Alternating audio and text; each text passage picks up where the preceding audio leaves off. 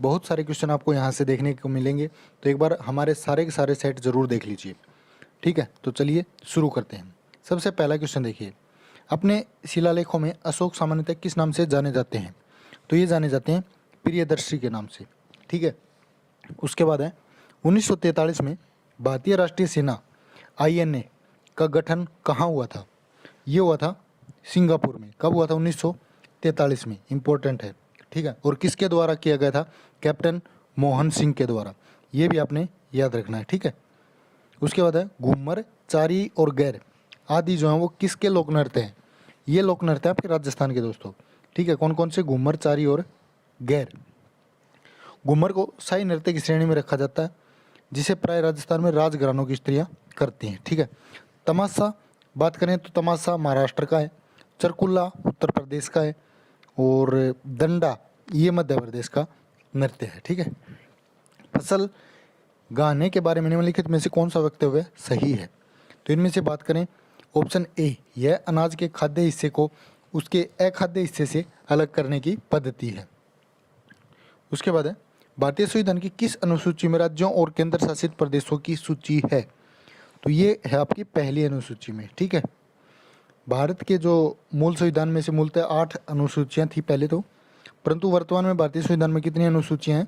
12 अनुसूचियां हैं। ठीक है, उसके बाद चलिए नेक्स्ट, मैकमोहन रेखा जो है किन देशों के बीच अंतर्राष्ट्रीय सीमा है? तो मैकमोहन रेखा भारत और चीन के बीच दोस्तों। ठीक है, जबकि एक रेड क्लिफ है वो किसके बीच है? भारत और पाकिस्तान के बीच। ठीक है, डूरंड रेखा है एक, वो है भारत और अफगानिस्तान के बीच। ठीक है, उसके बाद नेक्स्ट चलिए, प्रीफरेंस शेयर्स का मैच्योरिटी तारीख होती है जिस तारीख पर कंपनी पूंजी रकम प्रीफरेंस भागधारकों को लौटाएगी और लाभांश भुगतान बंद करेगी। तो ये है रिडीमेबल प्रीफरेंस शेयर्स। ठीक है, निम्न में से किन उत्पादों पर उत्पाद शुल्क वसूल किया जाता है?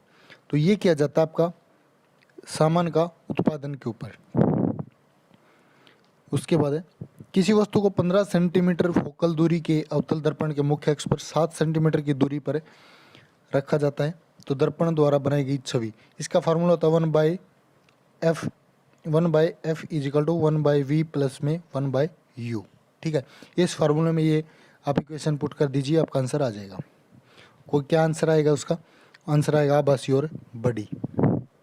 उसके बाद मधुमक्खी के काटने से एक अमल छोड़ा जाता है जिसे दर्द और असहजता होती है, जैसे एक मृदु क्षार का उपयोग काटे गए स्थान पर आराम देता है। तो क्या छोड़ती है? ये आएगा आपका बेकिंग सोडा। ताज़ा बना सिल्वर क्लोराइड अवक्षेप में उपयुक्त विद्युत अपघट्य डालकर कलीलीय विलयन में बदला जा सकता है। इसे क्या कहेंगे? इसको बोलेंगे पेप्टीकरण। ठीक है, पेप्टीकरण। उसके बाद नेक्स्ट क्वेश्चन देखिए, मृगों के प्रजनन के दौरान चक्रीय जो परिवर्तन है वो कहलाता है, क्या कहलाता है? ईस्ट्रम साइकिल। मदरबोर्ड पर मेमोरी समूहों में व्यवस्थित हैं जिसे कहते हैं, क्या बोलेंगे उसको?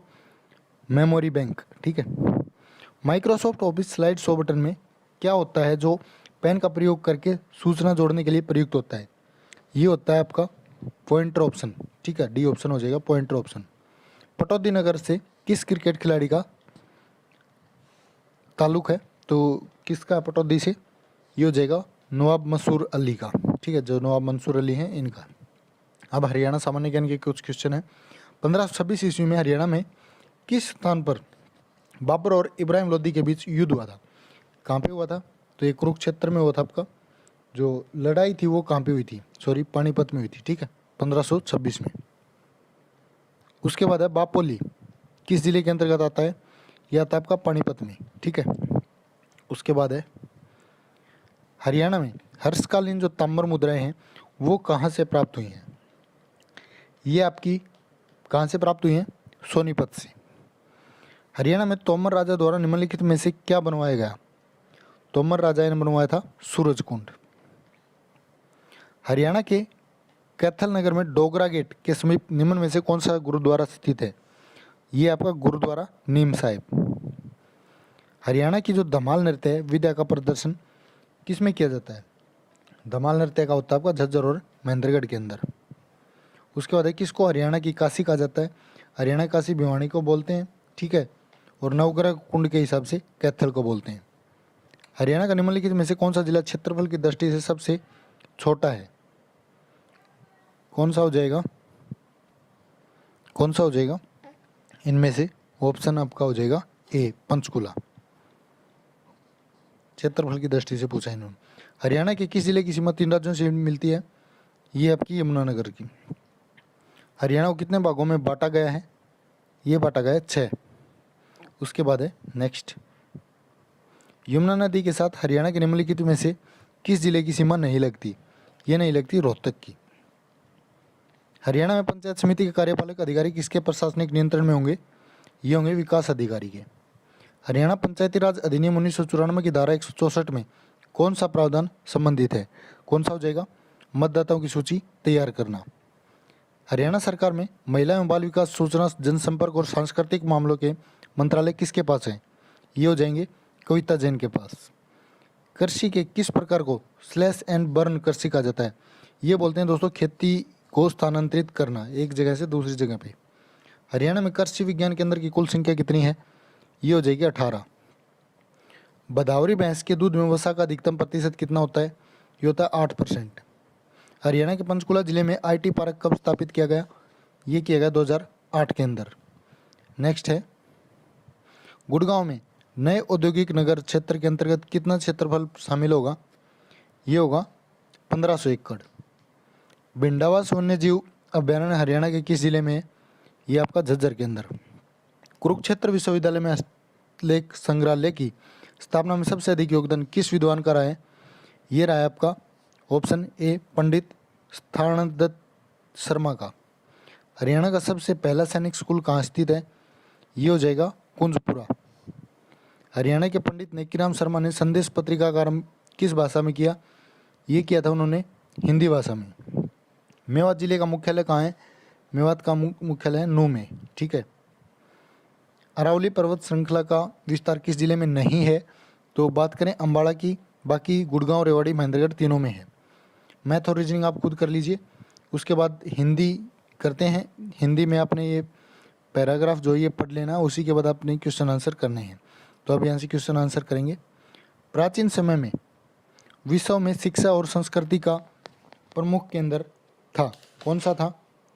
ये था ऑप्शन हो जाएगा आपका ए, भारत। प्राचीन शिक्षण संस्थाएं ध्यान देती थी किसके ऊपर? ये देती थी जो विद्यार्थी उसके चहुमुखी विकास पर। नवीन शिक्षा प्रणाली में विद्यार्थियों को प्रेरित किया जाता है राष्ट्र हित में कार्य करने के लिए। पर विशेषण बताते हैं, क्या बताते हैं? विशेषणों की विशेषता। उसके बाद है निम्नलिखित में से स्त्रीलिंग शब्द बताइए, कौन सा हो जाएगा?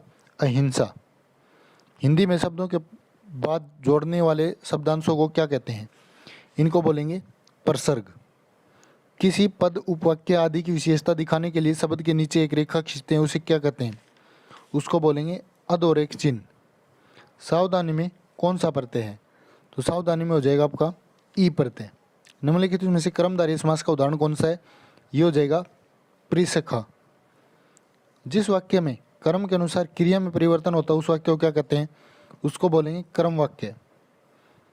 अनिल और अनल शब्द युगों का सही मतलब क्या हो जाएगा? अनिल का मतलब एक तो होता है हवा और एक होता है जंगल, अनल, ठीक है। तो हवा और जंगल हो जाएगा। इनमें से कौन सा शब्द घर का पर्यायवाची नहीं है?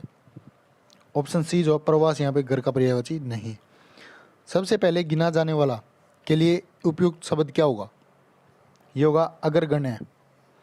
अपने खालिस्तान के लिए लड़ना धर्म है, किसके लिए? सौतव के लिए। उसके बाद नेक्स्ट है सर्कुलर का हिंदी पर्याय क्या होगा? सर्कुलर का होता है परिपत्र, ठीक है, वर्ताकार। अब इंग्लिश है, यहाँ पे पैराग्राफ आपने पढ़ लेना, उसके बाद आंसर देने। Why was it easy from Armstrong and Aldrin to walk on the moon in their heavy space suits? तो इसका हो जाएगा option A, everything on the moon is lighter.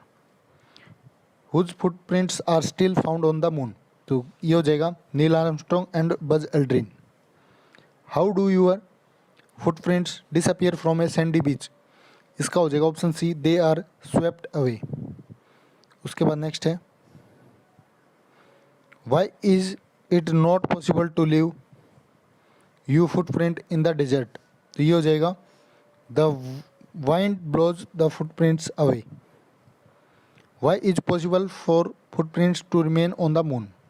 इसका क्या हो जाएगा, the moon has no air और water.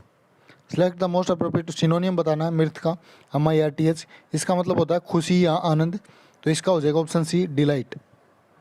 उसके बाद एंटोनियम बताना है इग्नोरेंस का। तो इग्नोरेंस का मतलब तो आपको पता है ये क्या होता है, मतलब जड़ता या अज्ञानता। तो इसका हो जाएगा ऑप्शन डी, नॉलेज। उसके बाद है वन वर्ड बताना है natural skill at doing something. तो इसका क्या हो जाएगा, सी, नेक, NACK। इनकरेक्टली स्पेल्ड इनमें से बताना आपने कौन सा हो जाएगा। इनमें से जो आपका ऑप्शन बी है, प्रिविलेज, PRIVILEDG, ये गलत है। क्या आना चाहिए, PRIVILEG। ठीक है, ये आना चाहिए, डी नहीं आएगा। ठीक है, अब उसके बाद जो अगला है इसमें आपका ऑप्शन बी जो करेक्ट है, करेक्ट नहीं है। EXCEPSIONAL की जगह पे क्या आएगा, EXCEPTION, एक्सेप्शनल। ठीक है, उसके बाद है why do you think why John refuse Mary her. तो इसका क्या हो जाएगा, इसका ऑप्शन हो जाएगा आपका बी। ठीक है, वाई जॉन। उसके बाद नेक्स्ट है,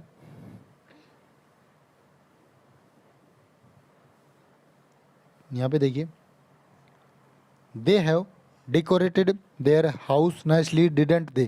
तो इसमें क्या आ जाएगा, ऑप्शन सी हो जाएगा, हैवंट दे, डिडेंट दे की जगह पे। Select the most appropriate option to, I would dash you like you to do yoga daily for at least 10 minute. तो इसका हो जाएगा ऑप्शन डी, एडवाइस।